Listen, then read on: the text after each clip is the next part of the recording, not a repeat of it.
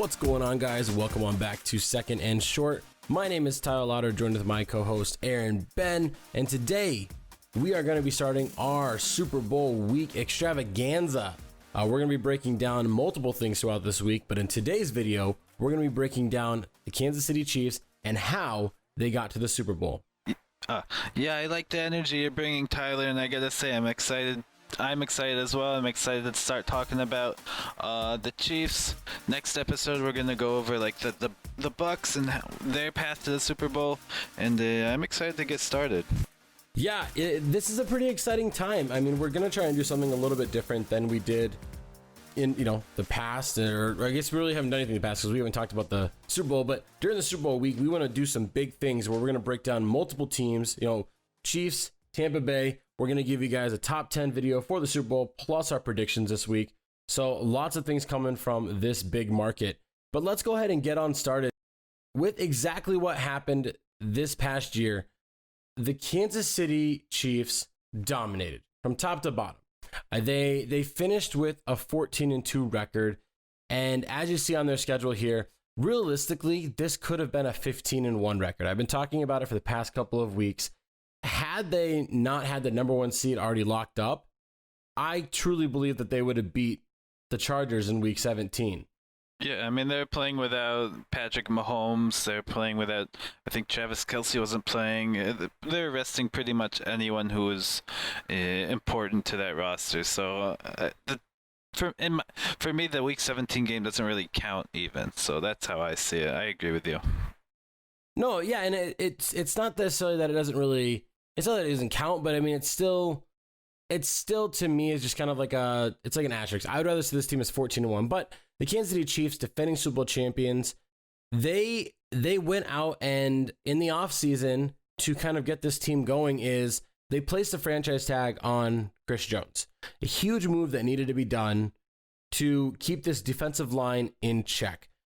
Chris Jones has been he's just awesome on that front line. Talk about Chris Jones and the impact he has had on this Chiefs defense. Yeah, I mean, we're talking about the Chiefs defense that 2 years ago was awful and was the reason that they didn't make the Super Bowl against when they lost to the Patriots, and they really shored it up, and Chris Jones was a huge part of that. He's just this big monster who eats up double teams on the defensive line and really just like clears the way for other like edge rushers to come in and get to the quarterback, plugs up running lanes. Just a really great piece to this defense that's been really greatly improved since we saw them 2 years ago. Another huge part of that is Tyrann Mathieu, who's been excellent since he's been there. Frank Clark has been great. They brought in a lot of key pieces on defense, and that's been a huge part of why they've been so good these last couple of years. Yeah, when we talk about Chris Jones' impact is, and this is especially for people that don't watch the games and everything, don't see how much of an impact he makes on the run game, but I mean, he is literally somebody that can alter an opposing team's offensive line and does it extremely well. But when he has an opportunity to get through that offensive line, I mean, he had 8 sacks this year. For an interior defensive lineman, that was good for 6. He had 2 forced fumbles. He graded out from his regular season as a 90.3, which is phenomenal. That is insane. Most time we see starters that sit around about the 70 range. Exceptional guys kind of go about 80, and literally the top tier guys go for 90. And for a guy that had to be franchise tagged, you're paying him top tier money. It's nice to see that he's a top tier performer as well.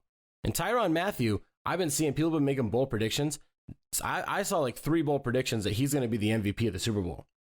But huge moves in the offseason. Let's talk about the draft class and how much of an impact it has had on these Chiefs moving forward.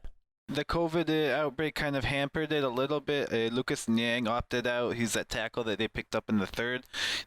Because, I mean, they really needed help on the offensive line, and that became really apparent like throughout the season as players went down with injury. I mean, Kelechi Osemele, who they picked up in the offseason, went down early in the season. Mitchell Schwartz was hurt the whole season before getting put on IR, so that kind of hurt them. What I did like that they did in the draft, besides the Clyde Edwards-Helare pick, was in the 4th round, they got this guy named L'Jarius Sneed. He played safety at Louisiana Tech. Before the season started, they converted him to cornerback to kind of make up for a couple guys they lost, and Kendall Fuller, Maurice Claiborne, who kind of provided depth at corner.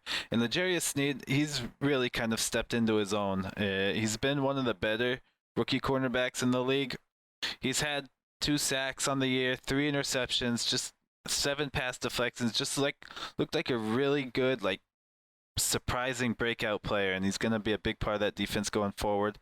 The rest of the rookie class, like I said, not as affected, but Edwards-Helare has been great filling in for Damian Harris, who's on the COVID list. It's got hurt towards the end of the year, and the rest of the guys, depth pieces, guys that you hope will develop in the coming years.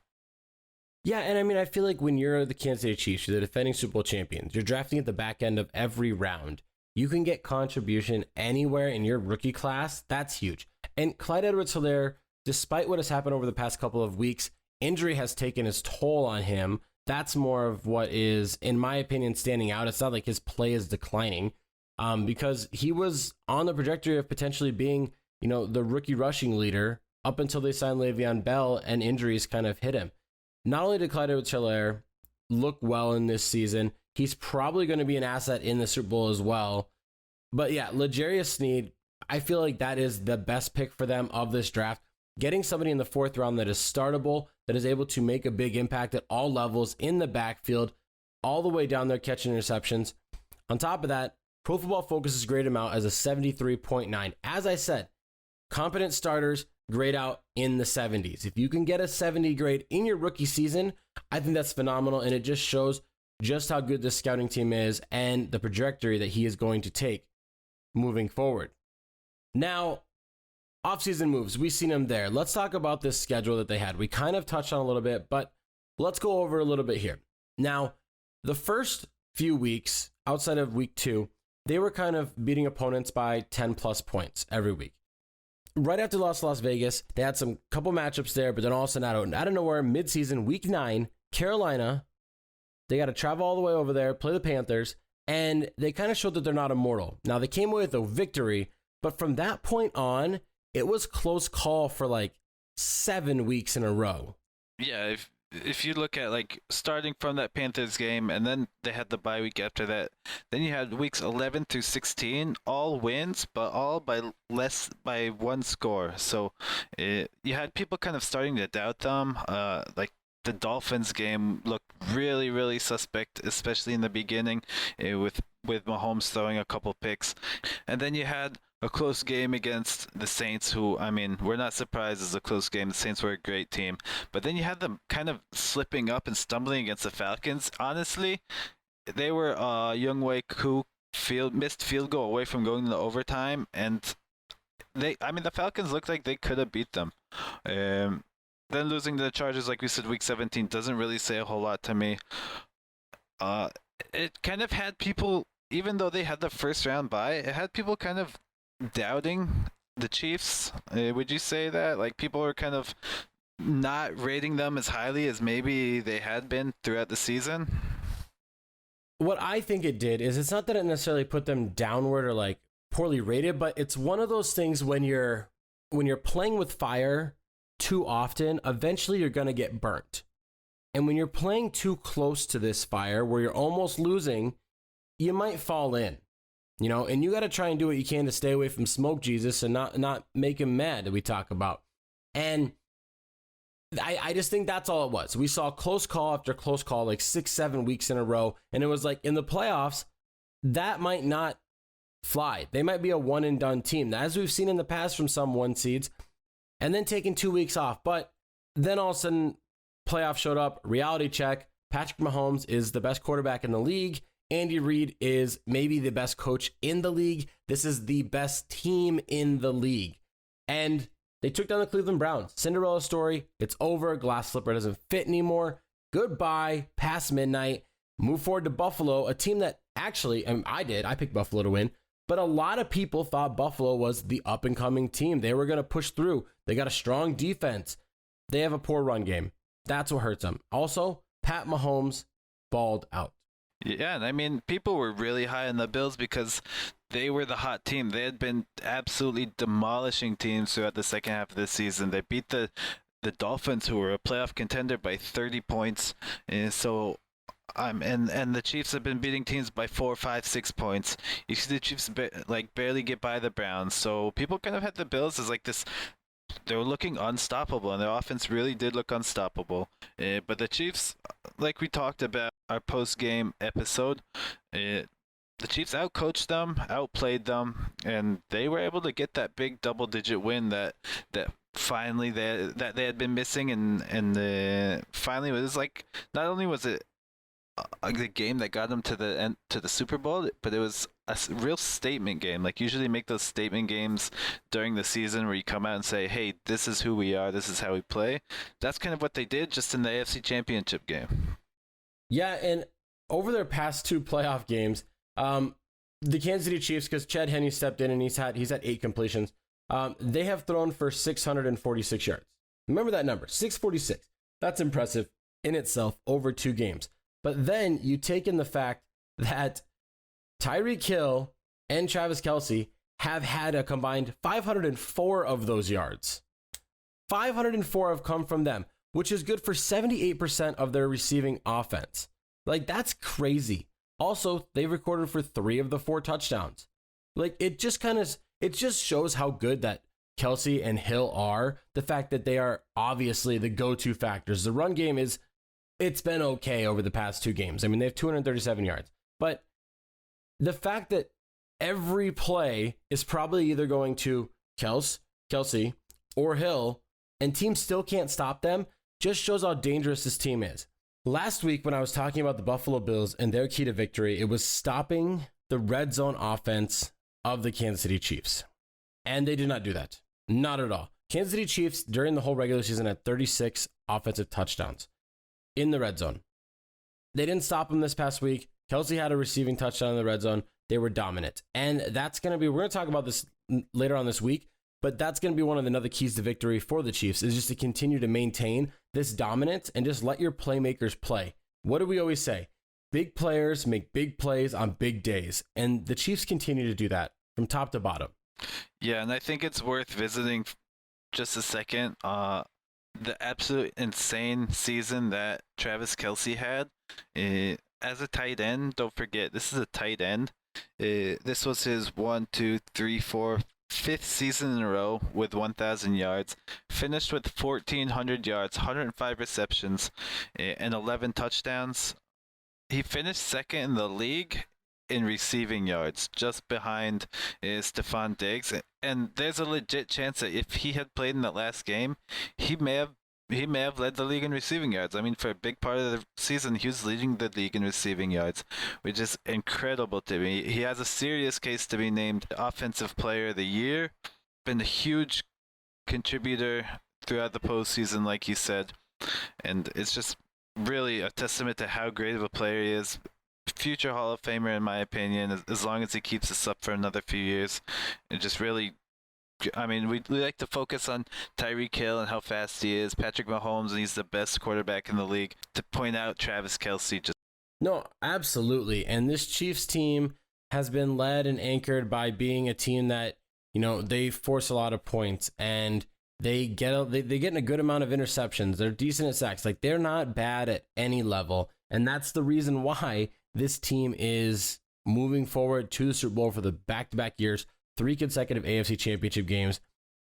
The only downfall in this Kansas City Chiefs team of the 2020 season is Eric Bieniemy not getting a head coaching job. That is the only downfall of this entire team. But then again, that's just a plus for the Chiefs fans, because you get to keep your offensive coordinator, which in today's age is so hard to do, as offensive coordinators literally fly through the door as fast as they walk on in.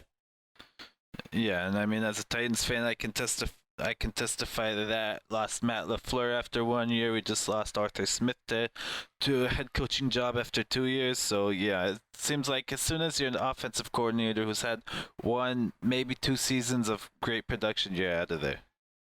So this is really just like a Kansas City, like, circle jerk.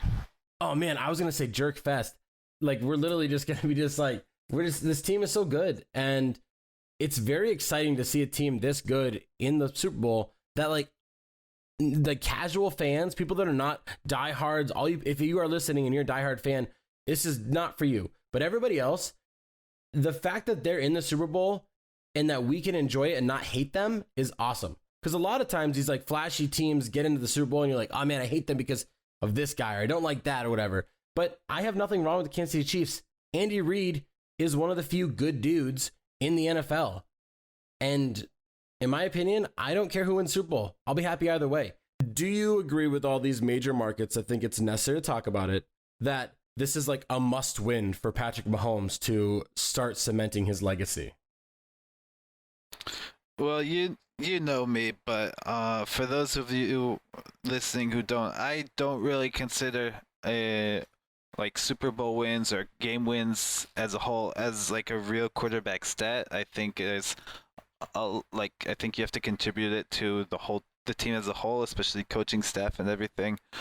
I don't see this as a must-win for Patrick Mahomes. I don't think if he loses, I don't think anyone's going to think less of him as a player. I do think that for like the vast majority of people to consider him as one of the greatest of all time, and we're talking like 10 years down the road, he's going to have to win a couple, like 1 or 2 more Super Bowls, because I just think that's what people like to see. But if he continues the production, even if he doesn't get another Super Bowl win, I think if he continues on this trajectory, I think he's easily going to be one of the best ever. Yeah, I just think it's hilarious that it's a big topic and constantly being conversation everywhere, left and right. I mean, if you look at the NBA, Robert Horry isn't one of the best basketball players of all time because he sat on the bench for 7 different NBA championships. But that is going to be it for us here on Second and Short, and our breakdown of the Kansas City Chiefs and their road to the Super Bowl. Granted, we could have just said the Chiefs are good. That's how they got here, and that would have been the whole video. That's pretty much what we did. We just said they're good. Even when they're not playing well, they still win, and that's got to be scary for the Tampa Bay Buccaneers. So Super Bowl 55 is coming up this Sunday. Kansas City Chiefs, you and your fans, best of luck. Hopefully it's a good game. Anything else for us, Aaron? How about some social media plugs? What do we got? We're on Facebook, where you can catch every episode that we post. We update there. Also on Twitter, where we have our new best friend, Bennett Medic, who's managing the Twitter, posting pretty much every day with polls and stuff like that, interacting with all of you dummies. And then on Instagram, where we try to post at least a few times a week, not just episodes, but news updates, injury reports, fantasy stuff, pick'ems before every football Sunday. And then feel free to hit us up with a DM, whatever platform, whatever time of day. And make sure to click that subscribe button down below to stay up to date on everything that is Second and Short. And as I did say, another reminder, we will be providing multiple videos this week as it is Super Bowl week, and we're going to treat it as such a big spectacle that it is. Thank you guys for listening. Good luck to your Chiefs.